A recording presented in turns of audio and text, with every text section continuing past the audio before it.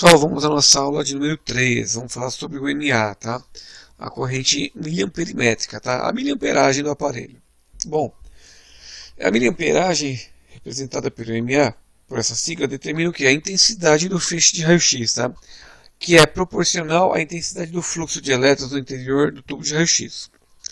Então, a variação da miliamperagem não apresenta nenhum efeito na energia do feixe de radiação. Teoricamente, afeta apenas o que? A taxa de produção dos raios-x, tá? A quantidade, e não a energia dos fótons. Então, o ponto focal, que nós vamos ver aqui, é a questão dos filamentos, tá? Então, o filamento ele é conectado ao que? A um transformador abaixador de tensão, chamado transformador de filamento, que lhe fornece o que? Uma diferença de potencial para a produção de corrente, tá? A miliamperagem. Então, essa corrente produzida é de valor igual ao selecionado no painel de controle de equipamento, tá? Então, ele tem aproximadamente aí de 20 a 800 aí, a questão do foco, tá? Do MA.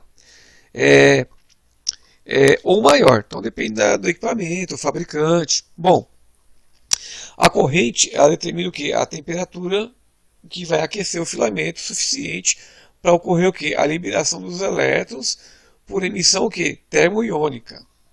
Bom, o foco. Então, as dimensões do filamento, do cátodo, é que vai definir o que? O tamanho do ponto focal, tá? E, em última análise, poderá influenciar o que? Na qualidade da imagem radiográfica, ok? Então, o mesmo pode ser alterado em qualquer modalidade aí de raio-x pelo operador, aí, pelo profissional técnico, tecnólogo.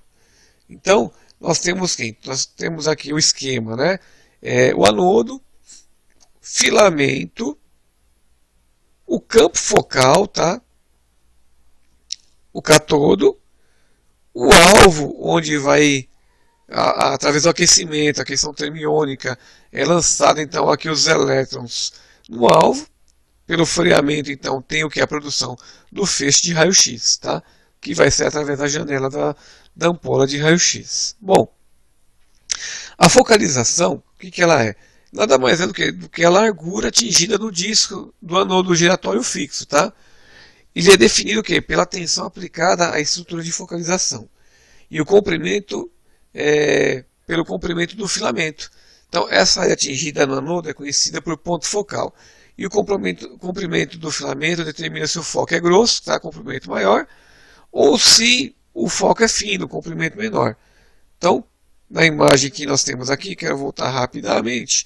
Então, vamos ver se o ponto foco é o foco grosso ou fino, tá? Bom, antecipando aqui, voltando à aula, outra coisa é que a corrente, tá, o MA, ele não é calculado, tá, como o KV e o MAS. Então, o MA ele é calibrado na mesa de comando, tá? Ele é selecionado na mesa de comando de raio-x.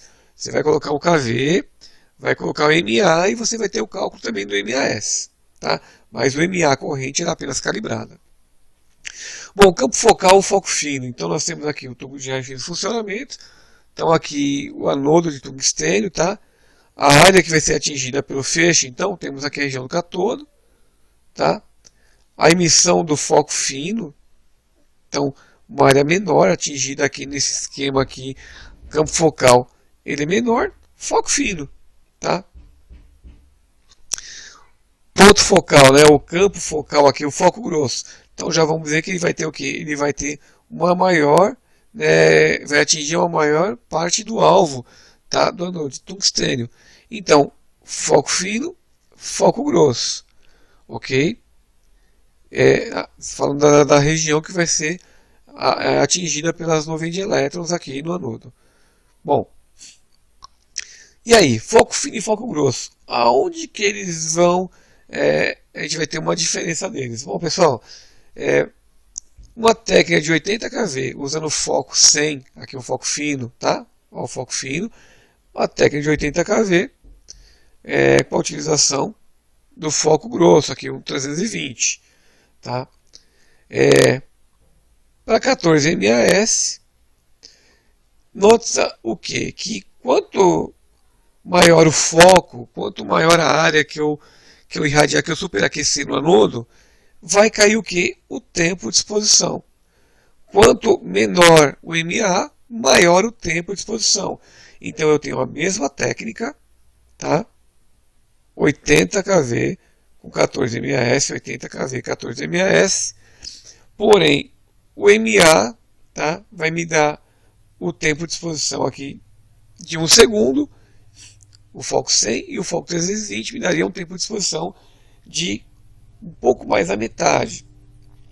A questão de que vai interferir, né, se for interferir, é a questão que o tempo curto, tá, um tempo bem curto é utilizado para avaliar vísceras e um tempo mais alto para estrutura óssea e articulações. Tá? Então essa aqui é uma diferença de foco fino e foco grosso. O foco grosso eu diminuo o tempo de exposição automaticamente. Tá? Então eu tenho o mesmo MAS aqui, mesmo MAS, porém o tempo, tá, milissegundos aqui, ele é menor.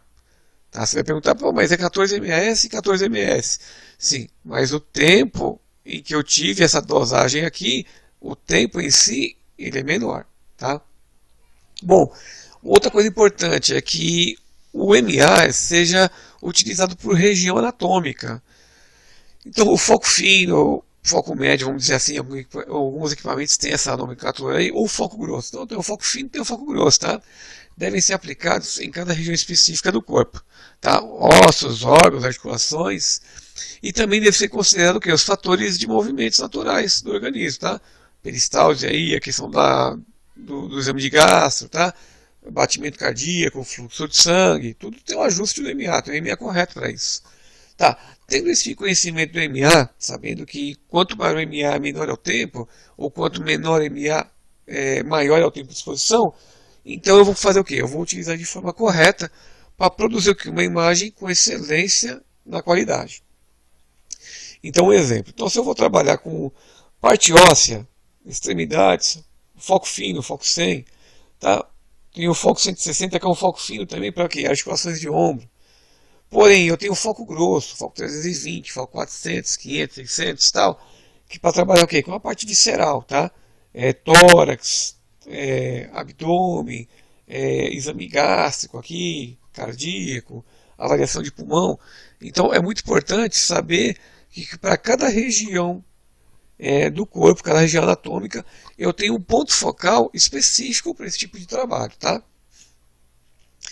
Então, só para mostrar para você aqui, então, o desenho do tubo de raio-x, a ampola por dentro. E aqui nós temos o que? O superaquecimento, então, aqui da dispersão do que? Do feixe de elétrons, onde um pouco vira raio-x e o restante vira calor. Então, espero que vocês tenham gostado dessa aula e aguardo vocês aí na nossa próxima.